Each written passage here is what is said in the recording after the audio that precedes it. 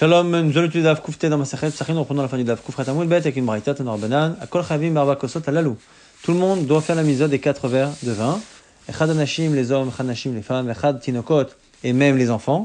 Rabbi Yehuda n'est pas d'accord, Amar Rabbi Yehuda, Mechimato Alatish Tinokot, mais Yain, quel est l'intérêt de faire boire à des enfants du vin? Donc non. Et là, Mechalekim Lahen, selon lui, on fait autre chose. On leur donne Kaliot, Vegozim, Berev Pesach, on leur donne des grains de blé grillés, des noix, ce genre de choses équivalent à l'époque des bonbons, la veille de Pessah, et des Shelo Yishnu, pour pas qu'ils s'endorment, Ishalo qui puisse poser la question, les questions de Manishtana, et quelle différence entre ce soir et les autres soirs, pour qu'on puisse nous-mêmes faire la misa de Haggadah, de leur raconter la sortie d'Égypte. Amro alav Rabbi Akiva, on raconte à propos de Rabbi Akiva, Shani Mechalek Klayot, Ve'egozim Latinokot de Pessah, qu'il distribue effectivement des noix et des graines aux enfants la veille de Pessah, et des Shelo Yishnu, Ishalo, pour qu'ils ne dorment pas et qu'ils posent des questions. Nouvelle braïta Tanya, Rabbi Eliezer Omer. Chotzin matzot belel psachim b'shei tinokot shelo yishnu. On enlève les matzot des enfants le soir pour pas qu'ils mangent trop, qu'ils s'endorment. Donc on leur donne des petits morceaux, mais on leur enlève les gros morceaux. Tanya dans une braïta amora la Rabbi Akiva au-dessus de Rabbi Akiva miyamav lama gia et la hamod mi bet midrash. Jamais il a dit ça y est, c'est le moment pour moi de sortir du bet midrash. Jamais il a de manière volontaire arrêté son étude. Chutz marve psachim, sauf l'éveil de Pessah. Et l'éveil de Kippour. Bref, l'éveil de Pessah pour que les gens puissent rentrer tôt, faire le seder tôt et que les enfants ne s'endorment pas. Et la veille de Kippour, pour que les gens puissent donner à manger à leurs enfants la veille de Kippour suffisamment pour qu'ils tiennent le jeûne. La Braïta nous dit qu'on a l'obligation de réjouir ses enfants et les gens de sa famille pendant les fêtes, les 3 fêtes de Pessah, Shavuot et Sukkot. Shinema, comme c'est marqué, Vesamarta behagecha. Tu te réjouiras dans les fêtes. Ata, toi, Ubincha, Ubitecha, ton fils et ta fille, Vavdecha, Vametecha, et tes serviteurs, ainsi de suite. Même Samchem, comment les réjouir? Yayin avec du vin. Rabbi Omer, Anashim baraoui laem, Venashim baraoui laem. Selon Rabbi Yehuda, eh bien, ça dépendra des personnes. Les hommes, on les réjouit avec ce qui les réjouit, et avec les femmes, ce qui plaît aux femmes. Alors c'est quoi? Anashim baraoui laem, Yayin, les hommes c'est le vin. Nashim, les femmes c'est quoi? Bemai. Alors, Taner Rav Yosef, Bebavel Bebigdet Tzimonim. Rav Yosef nous explique dans une braïta que c'est des habits de couleur, c'était l'habitude des femmes de Babel. Beret Israël Bebigdet Pishtam, Megohatzim, c'était des habits en lin, bien lavés, très blancs, très beaux. C'était des habits de fête pour ces femmes-là. C'est comme ça qu'on les réjouissait. On a une braïta nouvelle, Rabbi Yehuda ben Beter Omer. Bismash Bet Hamikdash, quand même à l'époque du Bet Hamikdash, En Simcha El Abebasar. La vraie réjouissance n'était qu'avec de la viande. Comme c'est marqué chez Nema, Vezavarta Shlamim. Tu égorgeras des korban shlamim, Vachalta Sham, et tu mangeras là-bas.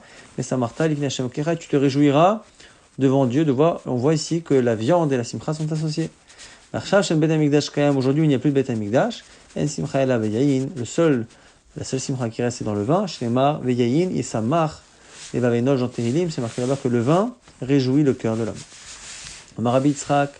Kasta de Moria Saadava Betsipor. Et maintenant, on nous parle ici des outils de mesure. Donc, il y avait un ustensile dans lequel, dans la ville de Tsiporé, on mettait de l'eau salée dans laquelle on mettait souvent des entrailles de poisson, une sorte de saumure comme ça qu'on laissait dedans. Et Avad Kemin Luga des Migdasha. Elle faisait la quantité d'un lug du Bet Hamikdash. Donc, cet outil qu'on connaissait tous à Tsiporé correspondait au lug qu'il y avait au Bet Hamikdash. Et c'est comme ça qu'on mesurait, donc dans la ville de Tsiporé, la quantité des verres de Pessah, puisqu'il faut réveiller taloug pour chaque verre. Et donc du coup, les 4 verres remplissent exactement ce qu'il y a, Kasta des Moriassa qu'il y avait dans la ville de Tsiporé. Autre exemple, Amar Rabbi Yochanan. Lui dit que Tamniata Kadmaita Dave Betiveria. Il y avait avant une mesure. Cette mesure-là qu'on appelle Tamniata, il y avait l'ancienne, Kadmaita, et il y a la nouvelle. Eh bien, l'ancienne, elle est supérieure, qu'on utilisait dans la ville de Tiveriat. Eh bien, elle était plus importante à l'époque que celle d'aujourd'hui, de 1 Revi'a Talou. À Vayatera Alda, elle était supérieure à celle d'aujourd'hui de Revi'a, d'un Revi'it. Ou Ba Mesharin Revi'it Shapesa. Et c'est comme ça qu'on peut calculer le Revi'it pour chaque verre. Cette fois ici, qu'est-ce qu'on faisait? On prenait un Keli ancien, et on prend un Keli nouveau. On remplit de vin le Keli ancien. Après, on le verse dans un Keli nouveau, donc la même mesure mais en nouvelle version. Et du coup, ce qui reste dans le premier, c'est l'équivalent d'un réveil talouk, c'est-à-dire ce qu'il faut boire dans un des 4 verres de Pessah. Amar Abriza dit Réveil Shel Torah, le réveil de la Torah, c'est le volume de 2 doigts, Etzbaim, Al-Etzbaim sur 2 doigts, Berum sur une hauteur de Etzbaim 2 doigts, Vachetzi et demi, Vechomesh Etzba, et également un cinquième de Etzba, donc 2,7. Donc 2 doigts sur 2 doigts sur 2,7. Et on va ici faire le calcul. Donc ceux qui veulent vraiment vérifier pourront prendre un papier et un stylo. Kedetania, c'est une braïta qui nous parle de la mitzvah de se purifier dans un mikvé. Un homme qui est impur se trempera dans l'eau toute sa chair. Et kol besaro. Donc il faut que l'eau, on va apprendre ici, puisse contenir tout le corps. Chez l'oye davar achotzetz ben besaro la maïm. Il faut qu'il n'y ait pas d'écran entre le corps et l'eau. Maïm, beme mikvé, il faut que ce soit de l'eau du mikvé. Et kol besaro, et le fait de dire toute la chair. Maïm chez kol gufo alebahen. Il faut que l'eau puisse contenir tout le corps de la personne. Vekamahen, combien c'est pour une personne moyenne?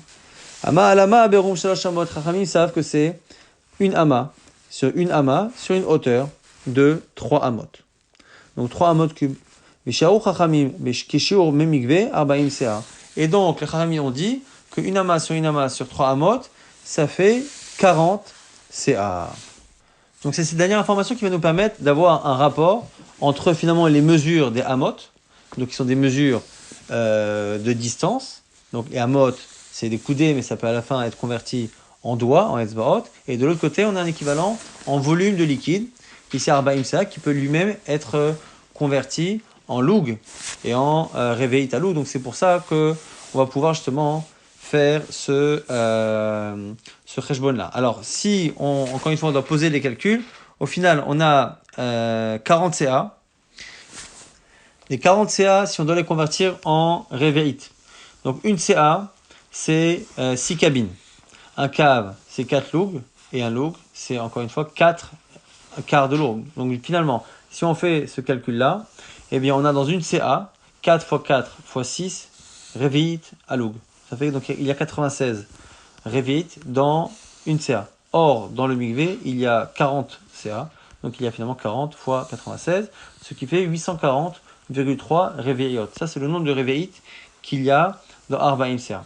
Or, cette quantité-là, eh bien, on a donc un équivalent en distance. Là, c'est donc le nombre, c'est le volume. Mais finalement, en distance, c'est une ama sur une ama sur une ama. Une ama à chaque fois, c'est 24 doigts, 24 esbat.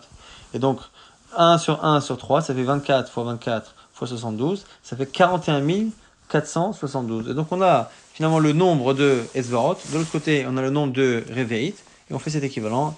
Et on retrouve finalement que ça fait l'équivalent de 2 sur 2 sur 2,7. Et c'est comme ça qu'on a réussi à trouver le shiur d'un réveil talouk de la Torah. Amar Ravashi, Amali Ravin Bar Chinena. Donc Ravashi nous dit que Ravin Bar Chinena lui a dit Shulchan Shel Migdash Shel Prakim Ava.